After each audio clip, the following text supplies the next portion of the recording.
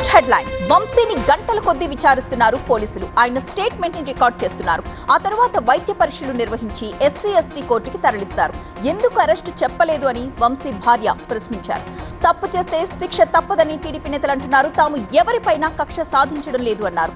వంశీ గతంలో అనేక అక్రమాలకు పాల్పడ్డారని, దళిత యువకుడు సత్యవర్ధన్ని బెదిరించారు అంటూ ఆరోపించారు. నెక్స్ట్, వంశీ అరెస్ట్ అక్రమమని ఆరోపించారు అంబటి. బెయిల్పై ఉన్న వ్యక్తిని అరెస్ట్ చేశారంటూ విమర్శించారు. దీనిపై డీజీపీకి వినతి పత్రం ఇద్దామని చూస్తే అపాయింట్మెంట్ ఇచ్చి కూడా ఆయన తమను కలవలేదు అని చెబుతున్నారు. ఇక ఫోర్త్ హెడ్లైన్, మైక్రోసాఫ్ట్ కొత్త క్యాంపస్ ని ప్రారంభించారు రేవంత్. మైక్రోసాఫ్ట్ విస్తరణతో మరిన్ని ఉద్యోగాలు వస్తాయి అంటున్నారు. ఏఏ హబ్ గా హైదరాబాద్ ని తీర్చిదిద్దుతామన్నారు. గూగుల్ తో తెలంగాణ సర్కార్ ఒక కీలక ఒప్పందం కూడా చేసుకుంది. నెక్స్ట్ హెడ్లైన్, విభజన హామీలకు సంబంధించి ఒక్క పైసా కూడా కేటాయించలేదు అన్నారు రేణుక.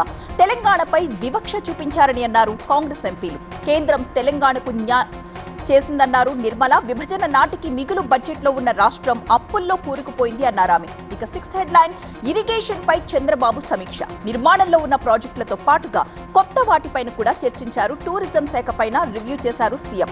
ఈ ఏడాది 20% వృద్ధి రేటు సాధించాలని ఆదేశించారు. ఇక సెవెంత్ హెడ్లైన్, వక్ఫ్ సవరణ చట్టంపై జేపీసీ రిపోర్ట్ ని సభలో ప్రవేశపెట్టారు.